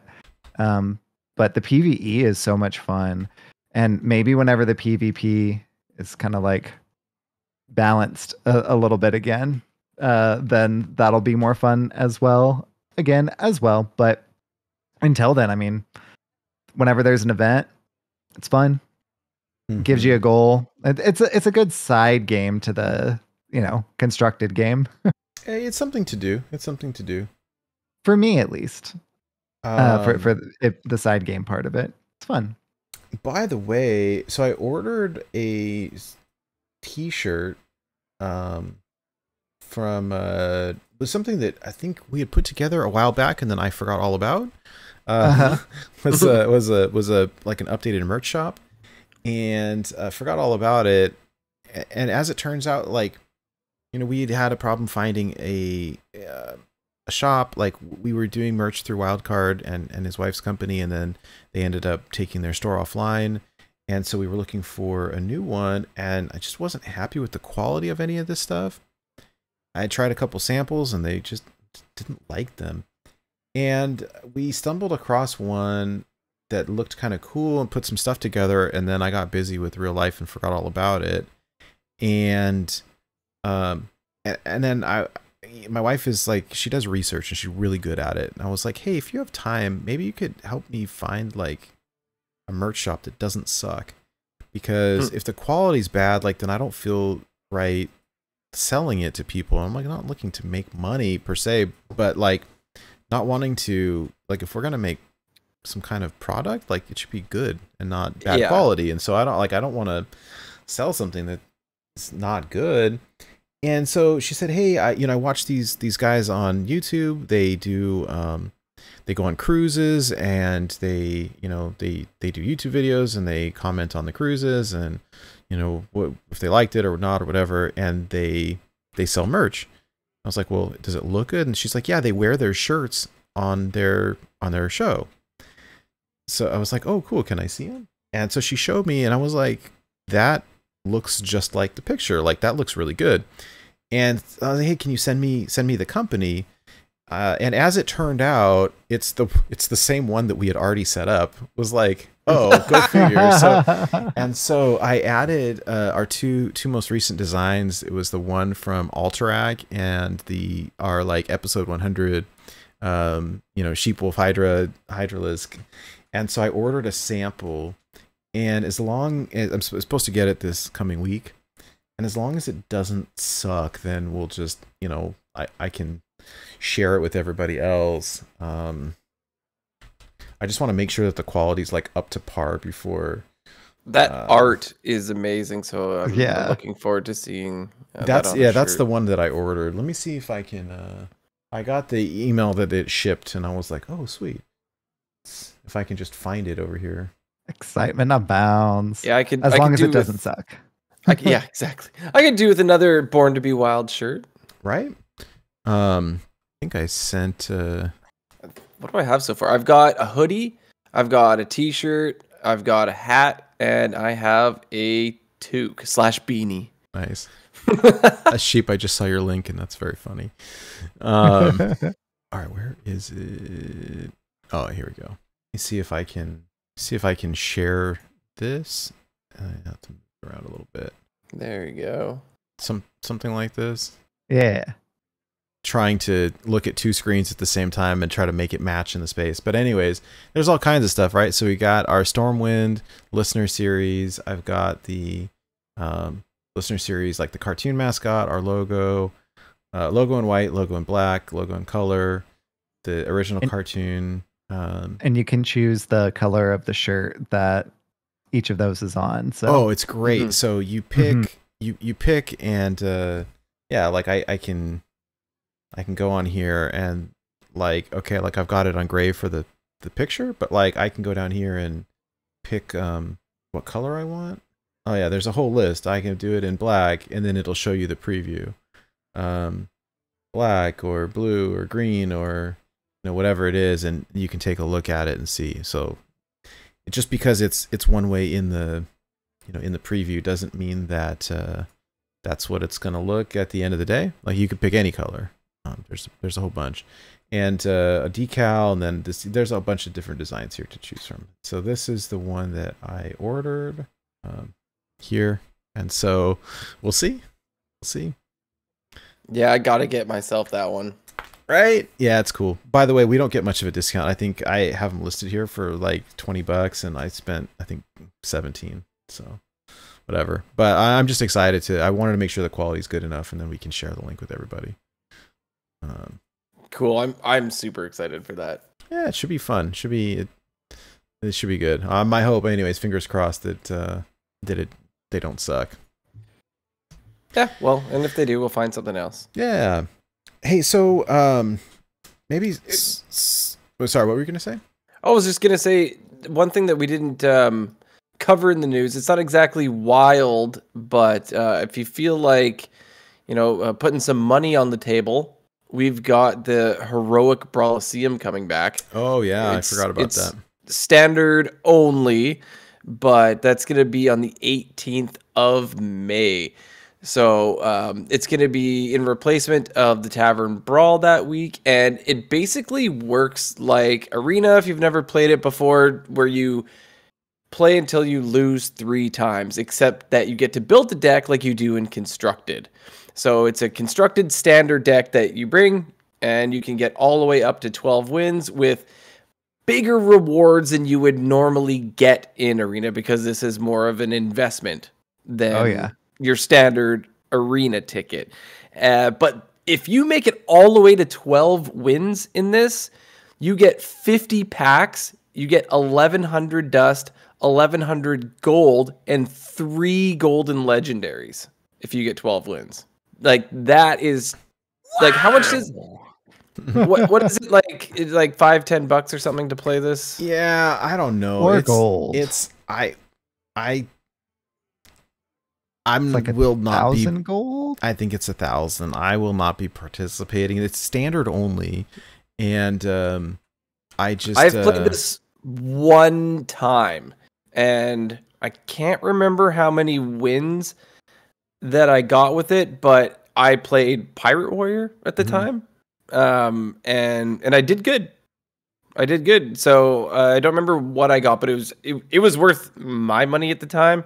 But yeah, like this is only if you feel like, like I said, putting that money on the table for those high rewards, because you can walk away with some stuff. That 12 wins looks spicy. You get your first golden legendary at 10 wins, and you get 16 packs there with 400 dust, 400 gold. So it gets pretty spicy. It's like Arena or Duels, where like if you lose 3 times, you're out. Yeah. So and the problem is that if you don't make it to 3 wins, for 0 wins, 1 win, and 2 wins, you basically get 1 pack, 2 pack, 3 packs. That's it. So $1,000 for 3 packs, or 1,000 coin for 3 packs. Yeah, so you have to make sure you're playing a pretty good standard deck. Now, this ends up developing its own meta. And you'll see all the streamers posting their decks. This was 12 wins. That's 12 wins. Oh, don't copy their decks for heaven's sake. It's yeah, 'cause there could be bait, or everyone else is playing it and people are trying to counter it. So I can tell you, this is what happens. All right, I'm part of the problem. We play a deck. We get high legend with it. We share it with everyone. Once we're done playing it, everyone starts using it, and then we move on to a different one that counters that one, and it's bait. I'm telling you, it's so. I mean, use with caution. Like, the deck is a good deck. You know, Fish Rogue is a good deck, but like, once everyone starts playing with it, like, I'm not playing it anymore. I'm gonna play what beats it. you only post your record that you had with it once you've got to your goal. Like, you're there, you're done, you did the thing. Now you can share your list, because you're not gonna share it while you're doing good with it. You're gonna share it when you're done doing good with it. That's funny. Well, and you know what? There's no I will say, here's the other piece, right? Like, this is how content creation works. When I lose, I don't share that. Like, I share when I win. And so I'm not gonna share my 3-win deck with Twitter. Like, I'm gonna wait until I get 11 or 12 wins and be like, look what I did, this is great. And so, I mean, a little behind the scenes, we talked about it last week or maybe the week before, but like, on my legend climb this month, like, I hit 10 losses in a row. That's not the stuff that I'm gonna share on Twitter. Like, nah, no one wants to see that. Like, oh yeah, best deck in the format, and you just lost 10 in a row. Like, you just suck, dude. And I mean, I'm sitting in top 200 legend, but like, it was rough. But there will be I guess I'm going around in circles, but what I mean to say is that you will have streamers who play and play and play and play, and they're gonna get, 3, 4, 5, 6 wins. And they're just not going to share those runs. Like, they will share the ones that hit 12. Right. It is what it is. I mean, I think if you got unlimited gold and unlimited money and you're really good at Hearthstone, like, knock yourself out. I would love to get 50 packs. For me personally, like, if I want 50 packs, I'm just going to go buy 50 packs, because I don't think I can win 12 games in a row. Or whatever, but like, I won 4 games with this aggro demon hunter. Well, that's the interesting piece too, is like, and I paid $10 to play it. Yeah, Ixar's doing his AMA on Twitter right now, which is always awesome, and it's hard when he does it during the show, because it's very difficult for us to like watch and do the show at the same time. If anyone in chat is reading along, let us know, please, if there's anything like relevant or good. Anything wild specific, or just like totally cool awesome stuff? Yeah. maybe new, more quality of life updates to the game. One thing I do think that's really cool about the Heroic Brawliseum, though, is it brings a lot of people together on Twitch to watch this. So like the Twitch viewership skyrockets when this is out, because everybody wants to tune in and see this stuff. So I really like when there's events like this that anybody can participate in. So a lot of streamers are hopping into this, and I would absolutely love to watch it. And I think there's going to be some really, I don't know, prolific players doing this, and it's fun. Like you said, I think also it will create its own meta, very much like duels or very much like anything else. It will be like, all right, what's good? Okay, what counters what's good? I think it'll be fun. Here's what I think. Right, Demon Hunter and Standard is the current like meta tyrant. That's what everyone's gonna play, and so like Control Warrior counters that is the yeah, the next thing. What counters that? Control Warrior. Sorry, I got a little ahead of you. I got excited. 100%. Oh, you called it. You called it. That's so. I mean, if I had to look into my crystal ball over here, those are the 2 decks that are going to be seeing a lot of play in this. And then it's like, well, what beats both of those? Nothing. Like, it's kind of one or the other. I don't know. What's a bummer is it's like, hey, if you come in at like 10 but I mean, I don't know. I think you don't get your gold back, where I think Arena is a little bit better value, is like you get your gold back at around 7 wins or something like that. Mm-hmm. Where this is like, well, you have to win the whole thing to get your To get gold your gold back. Yeah. But you also get 50 packs, 1,100 dust, and 3 golden legendaries. Yeah. And you're a gold back plus an extra 100 gold. It is very high risk, high reward. Once you get to 8 wins, at 8 wins, you're going to get 9 packs and then some dust and some gold. So you're definitely more than broke even at that point. But yeah, it's very top heavy. Let's put it that way. Mm-hmm. Mm-hmm. Very top heavy. Yeah. Speaking of Arena, for those of you who play, there's I hear that they're doing an update. Actually, I think there was something that came out about that today, and I think that I shared it in the Discord. Yeah. Okay. Patch 23.2.1. Server-side hotfix that fixes some stuff, including the N'Zoth bug. But then someone, Matt London on Twitter, I think, was talking about an update to Arena. Let me find it real quick because it was really interesting. There's going to be like a revolving like meta switch, if you want to call it that. So they're going to rotate in. Yeah. Like they've been doing it for a while, but there's going to have a change. There's going to be different sets in coming up.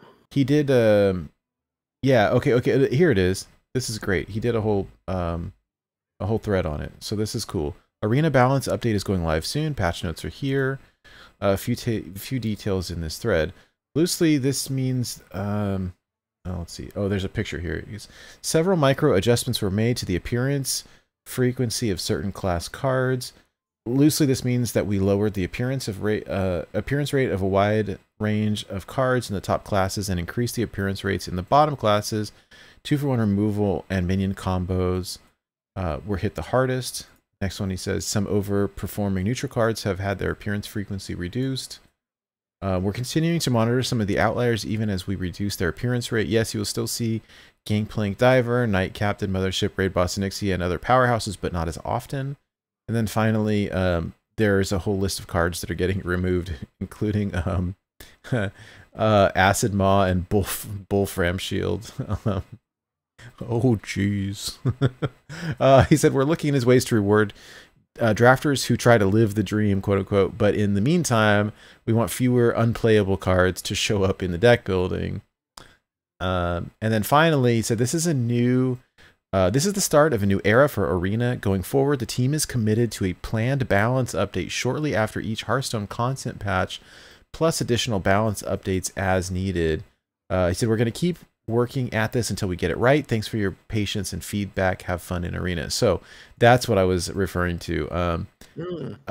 Planned balance update shortly after each Hearthstone content patch, plus additional balance updates as needed. So it sounds like they're going to be doing some more frequent updates and stuff to Arena. I'm not a big Arena player, but I think that's pretty awesome. Neither am I. I know that there is a whole community out there that does play Arena, and it seems to be the ignored quote unquote format.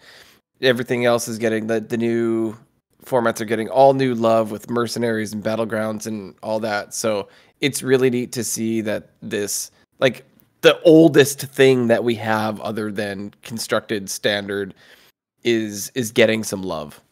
So good for all the Arena players out there that can look forward to having these balance changes scheduled when, right? We get them in our constructed format. So that's really cool.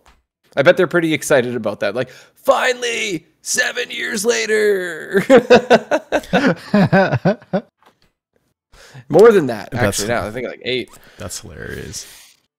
So I've played almost no Wild over the past week because I'm like rank camping. I feel a little bit bad admitting that, but I'm like sitting around 200 legend right now, and I've tried to take the opportunity to explore some of the new stuff in Mercenaries and Battlegrounds. But I've been watching a lot of other people play, particularly on streams. I've been watching Lee Acer play a lot lately. It's been really fun. He's very nice, plays wild, and he's just hilarious. And so I would recommend him. Lee Acer on Twitch. anyhow, but like the meta has been, I want to say, oh, hey, Lee in chat. Yeah. Howdy. Hey, I didn't know you were here. That's great. Hey, thank you. But yeah, he's great. It's been fun.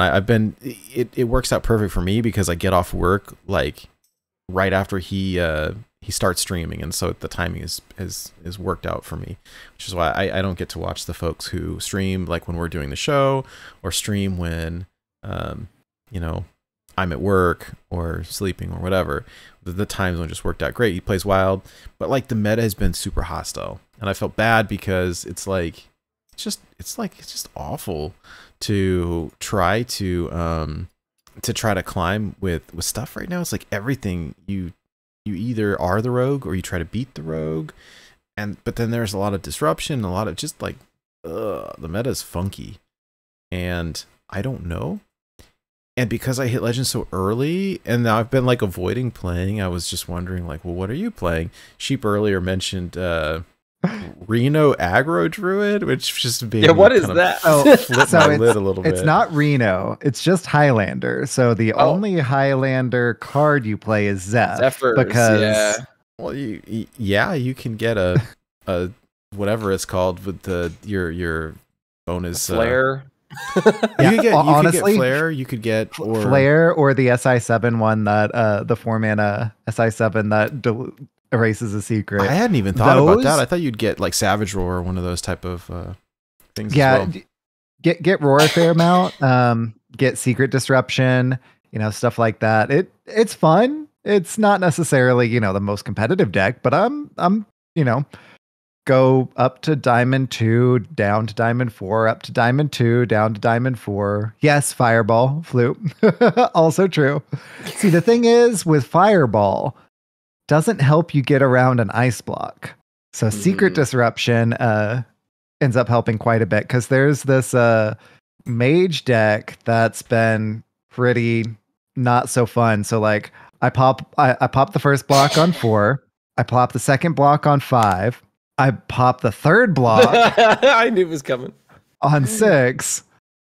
And then on 7, they just have an endless loop of getting turns back until they kill me from 32 or 33, because I'm hero powering. Because even though I'm the aggro druid and popping them from 4 on, I'm able to do that thing. So that's no fun. But with Zephyrus, you have Secret Disruption without just hard running that stupid SI7 Secret Disruption card that would interfere with Drekthar. Instead you just play Zeph. You know what? I like that, because we were talking not too long ago about the difference between like good tech cards and bad tech cards. And like I would yell at you for running, SI7 Secret Eater in your deck.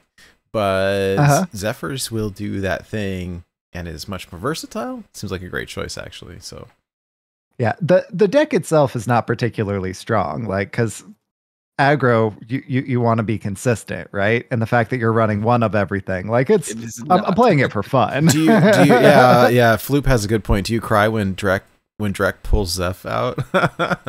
Nah. That's just variance.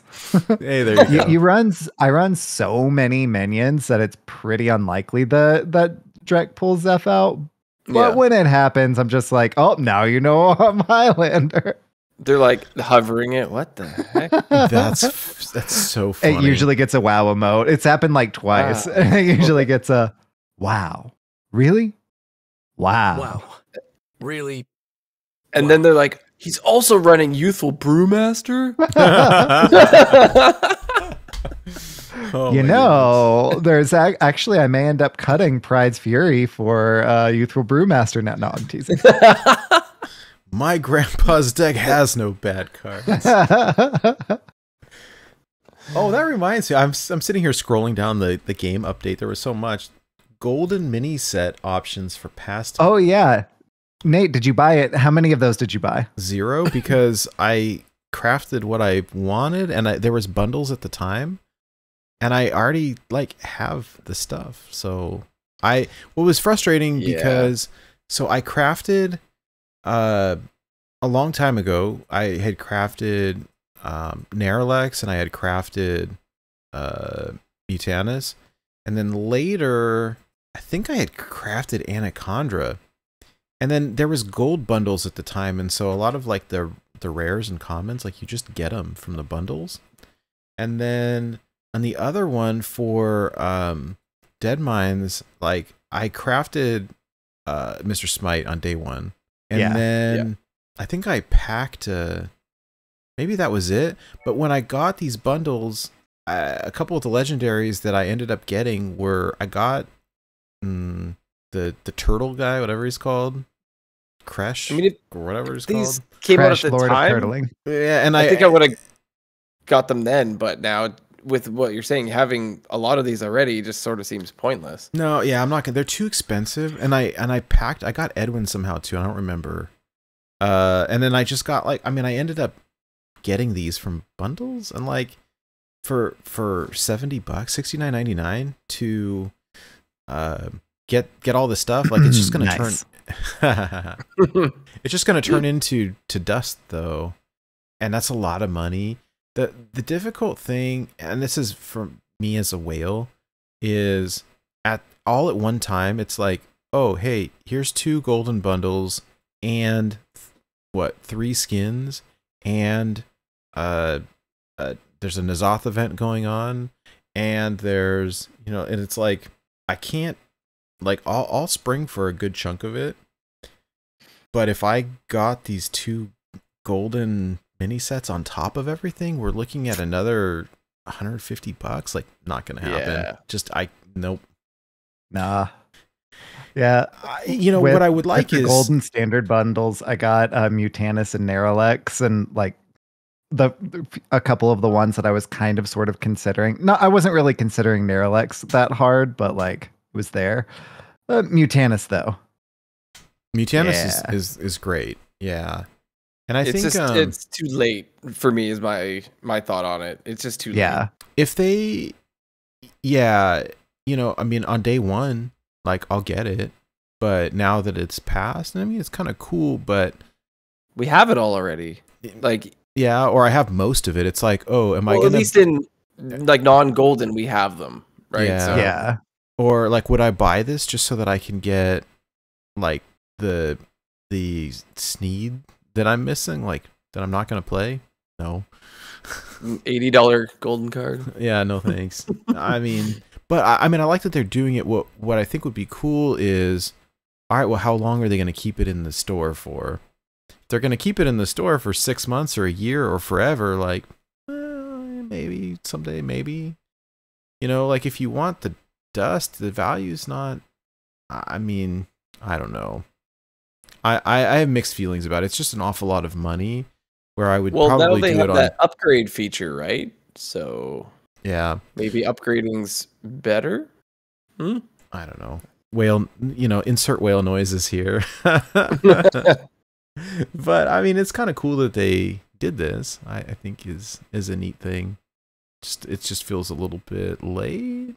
So yeah, they are supporting the long-time players that are trying to fill out their collection, right? Like a lot of us that have been playing the game since, like 7 years plus kind of thing. We have all this stuff. We have all the cards, right? What do you spend your money on now? Making them shiny. Oh, well. You're not wrong. When did Diamond Portraits come out? Oh, scary. You know what? I'm not complaining. I'm not complaining at all. I think it's cool.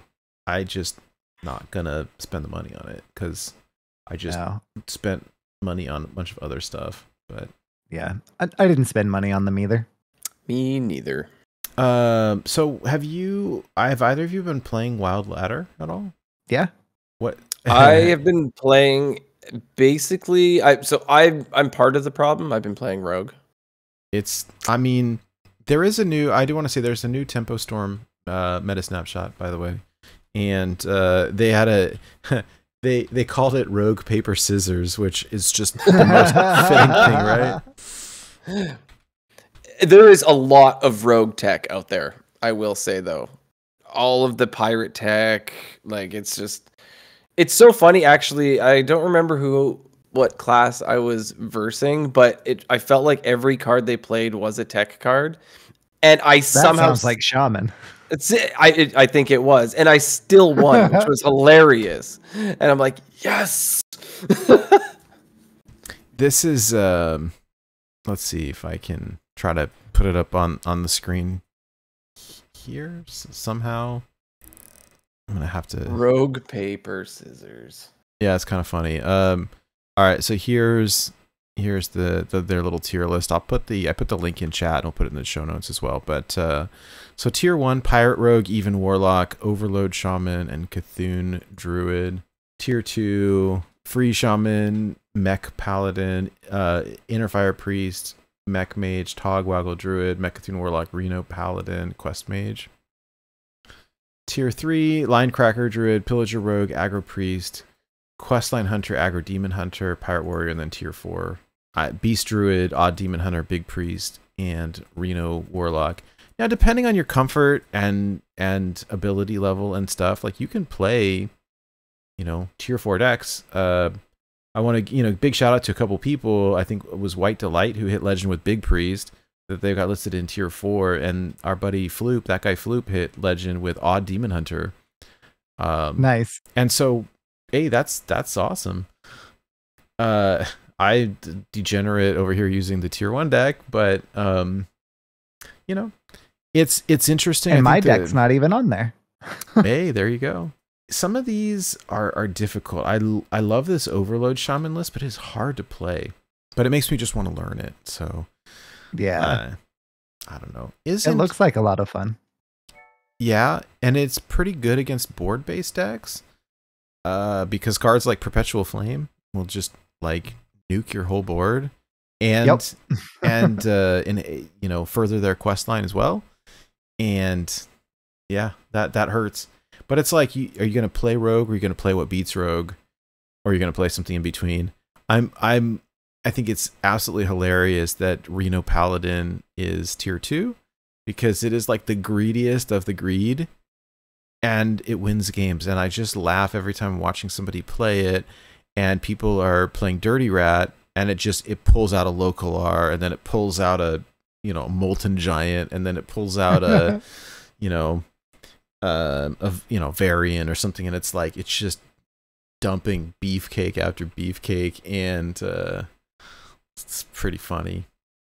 But this is the meta we live in at the moment, and I'm gonna have fun again, either climbing later this month, trying to wade through it, or starting at the beginning of next month. I think it was me personally, I'm probably playing like the Cthulhu Druid or maybe the Free Shaman, just because I'm really comfortable with those two. I think for me, like my Rogue days are like, so many people are teching so hard against it. That being said, like, it's super fast and really good. I still think it's good. Every time you play it, it's like sweating bullets because or play against it, because it's just it's so fast. It's so fast. But anyways, that being said, I don't want it to get nerfed. I think having a good aggro deck is healthy for the format. I agree. I mean, I also think that the format is a little bit miserable at the moment, but it might just be, the pocket that I was in. I mean, and that's the risk of trying pushing for a day one legend, is that you're playing against a bunch of people who are doing the same thing as you. And, it is what it is. I had a lot more fun doing like casual late to mid-month like climbs, because you just saw a bunch more variation. It is so much fun. Speaking of casual, I had to clear some quests on Asia yesterday because I was full up, and so I played in casual. I had to play 3 I chose to do mage because I had 2 quests that said play 3 mage matches, and then I had the complete 3 Stormwind things. So I just played a quest mage in casual just to get it over with. And I versed the weirdest decks. I versed an odd warlock when I was doing that. I'm like, what? And it was like a zoo deck. What? And it was it was like a zoo odd warlock. It was just a super fast. Like it had like Tar Creeper. Most excellent. It had Kobold Librarian. It had Flame Imp, and it had the 1/3 taunt classic opener with Flame Imp there. And it was I don't know. It was fast. It was kind of funny. I won, but so that some Quest Priest, and I can't remember what the third one was, but every deck I played against just in those 3 games was not something you would. Priest Quest. The Obelisk. Okay. Yeah. Okay. Yeah. So heal yourself one. So Yeah. I was playing. It was kind of funny because I was playing Quest Mage, so I just didn't attack them. So I was playing like new Quest Mage, right?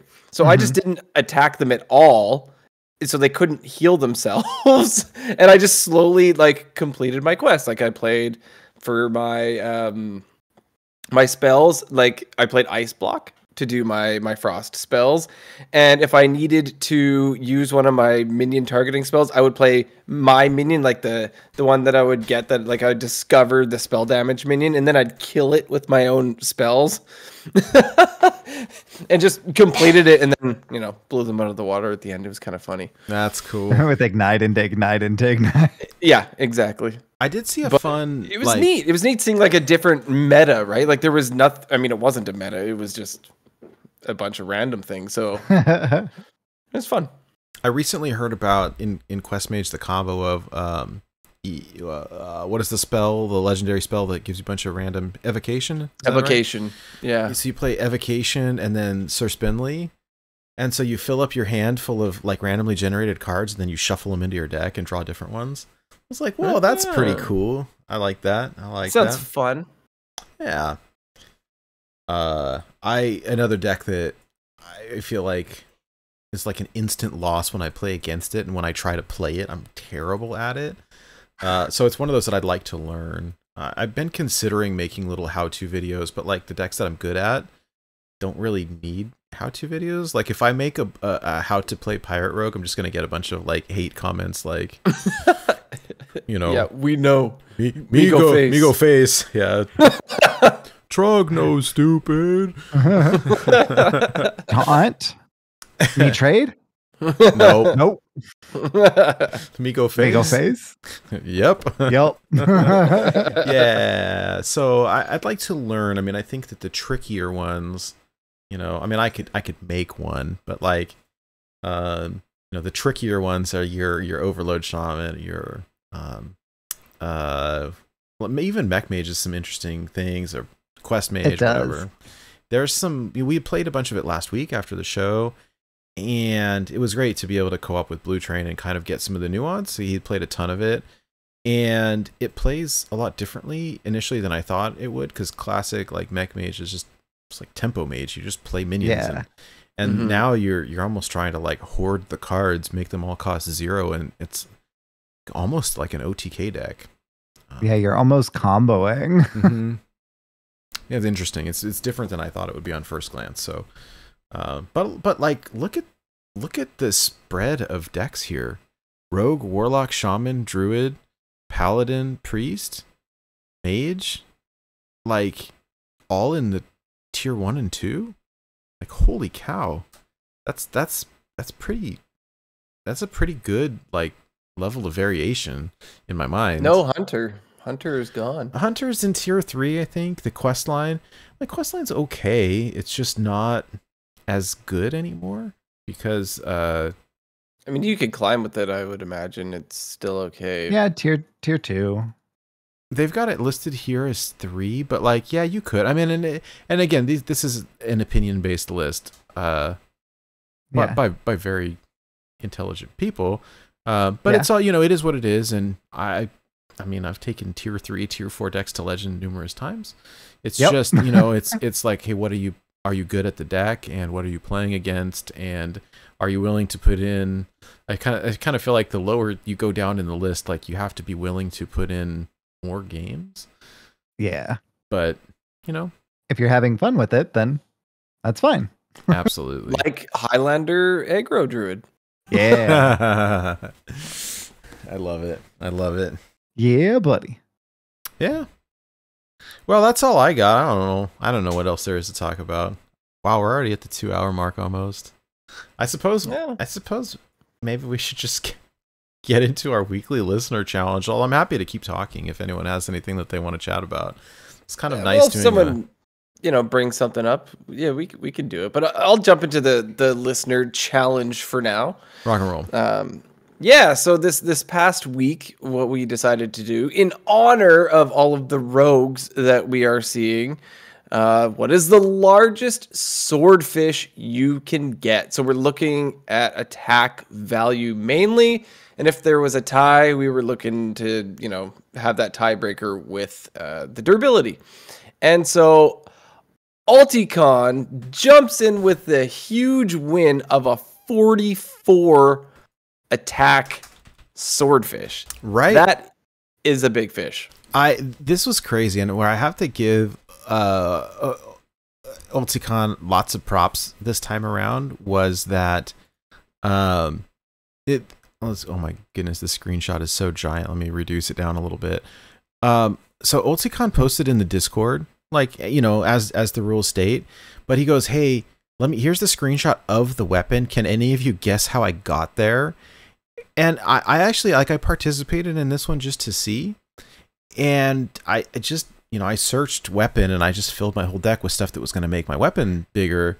And I think I got up to 17 maybe. Mm-hmm. And it's like, okay.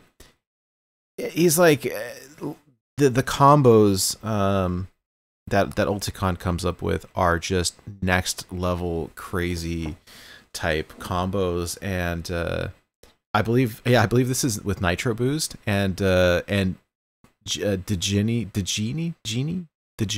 of Zephyrs or whatever it's called. It says, anytime you play a spell, I think that on one minion you copy it on this one, something like that. Like I used to play it ages ago. It's from I think League of Explorers maybe. I remember it being a very annoying deck to go against, but it was good at one time in like Dragon Priest, I think. Anyways, because you use like Power Word Shield and stuff on it, and it would go on multiple. Anyway, so it's just Genie of Zephyrs and Emperor Thorison and Nitro Boost, and just make a bazillion copies of it. And we've got a 44 attack swordfish here, doming his opponent for 44 damage at negative 16 health. It's just crazy. Glorious. Yeah, this is incredible. What I love, what Ulticon had done is in the Discord, it was, instead of the full screenshot, it was like, it was cut off, was like this. Here you go. Anyone, can anyone guess how I got this? And that was fun because he did it so quickly. It was like, all right, I'm just gonna leave this here and see if anyone else wants to participate, and then I'll post the full screenshot at the end of the week and see if anyone can beat my score. It was like, that's smart. I was That's incredible. it was fun. No one was able to top it, number one, and I don't know. I enjoy it. By the way, the full screenshot was posted with the spoiler tag, and so you can't see it unless you click on it. Like it shows up, like it's all blacked out. It was wonderful. So big props to Ulticon, who has now won, I think, 4 weeks in a row. This is like Jeopardy, right? Where we've got the current reigning champion, Ulticon. So someone's got to take Ulticon down, or can Ulticon keep going? Right. We'll see with this week's challenge. Now, this is going to be a little bit different.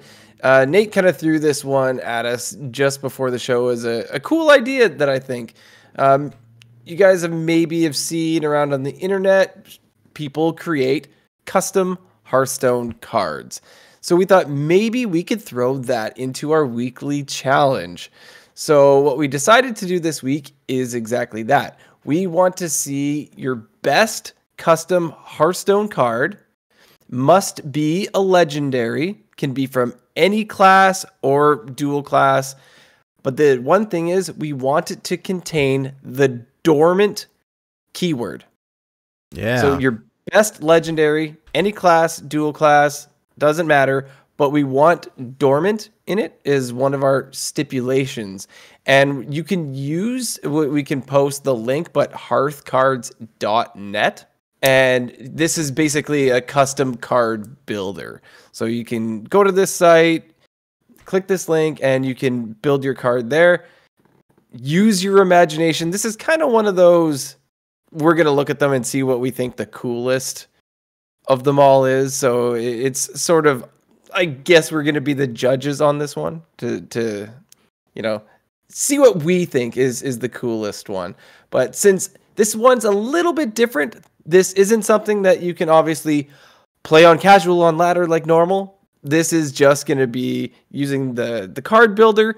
But as always, you can post it in our Discord under the weekly challenges channel.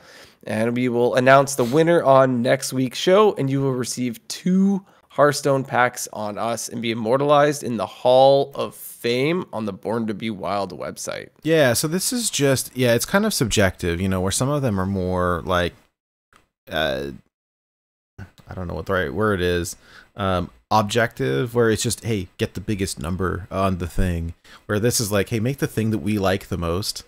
Well, what do we like the most? I guess we'll see. Put a Hydralisk on it, or maybe a wolf on it, right? or a sheep. It's like art, right? Or perhaps a Hydralisk in wolf's clothing. Hey, there you go. It's with like a sheep hat. So the stipulation is, we got to be a legendary. It's got to have the dormant keyword somewhere on it, because that ties in with our week one listener series challenge. Aside from that, all bets are off. Make it cool. I don't care. Could be a hero card, could be a legendary card, could be a legendary spell, could be a legendary weapon. Doesn't matter. Make something cool. Just has to. I wonder what a dormant weapon would look like. That's interesting. Hey, think outside the box. I'm sure that someone could come up with something, maybe. So I'm excited. This is something a little bit different, and I guess like Out of Cards does one of these things. Like, I think, is it weekly or very regularly anyhow? But this could be fun. This could be really fun. And so it's very open ended. Just make something cool and hope that we like it. But creativity is rewarded. I will say that. Yeah. So, and the winner will get 2 packs on us, and we'll post it up on our website as well for the world to see. And super cool. This website, hearthcards.net, is free to use. Their card builder is super cool. You get to pick the class, you get to pick the rarity, you get to pick the mana cost and all the text, and it just builds it for you. If you have artwork, you can drop it in, and it works well on mobile as well. And so it's pretty cool. They've got all kinds of stuff. I mean, honestly, you can create your own like dual class. You can create your own like just class in general. They've got a class creator, and you can make a whole bunch of crazy stuff here. About I'm going to say about 4 years ago or so, my wife, son, and I actually did this, where we made all legendary cards of ourselves. And cool. We got to create whatever we wanted. Of course, we were golden legendaries as well, because why not? And then we put our faces on the cards, which was really cool. So you could be creative like that. If you could put your own custom art in there, you could just have your own face on there for all you want, right? And you could wear a funny hat like Schmoopy Daddy has with his like weird squid hat. Yeah, that thing looks so cool. Who posted in the Discord the sheep? It was what was it? 8 mana 9/9 with charge, and it was a dragon, but it was called sheep. It was charge. Oh, yeah, charge. What does that even mean? I love it. It was very entertaining though. Yeah, Dr. BOMD, I think it was, found that on the Hearthstone subreddit. Brilliant. That's great. Charge Wind Fury. Wow. Well, very cool. That's about it. I wish I had a better segue, but that is our show for the week. Thank you all for being here. Very, very appreciative to everyone hanging out in chat tonight, and for anyone watching on YouTube or listening to the audio version of this. Thank you. We really appreciate it, and really looking forward to getting the listener series underway. I'll spend some time this weekend working on Photoshop and trying to get a bunch more custom artwork done and stuff, and it should be an absolute blast. Have a really cool announcement to share with everyone, hopefully next week, and I guess we'll see, but something very cool in the works, apart from all of this other listener series stuff. Just can't share it quite yet, but very cool. You guys will like it. My fine co-hosts know what I'm talking about, but it's a little bit too early to share, but good things are coming for us. So anyways, thank you all for being here. Love your faces, and thank you all again, and we'll see you next week on another new episode of Boar. I did it out of order, right? Boar To be Wild. Jeez. I need to add that to. That would be the best way to end it. That would be good. What I mean was, Yeah. we'll see you all next week on another new episode of Boar to be wild. There we go.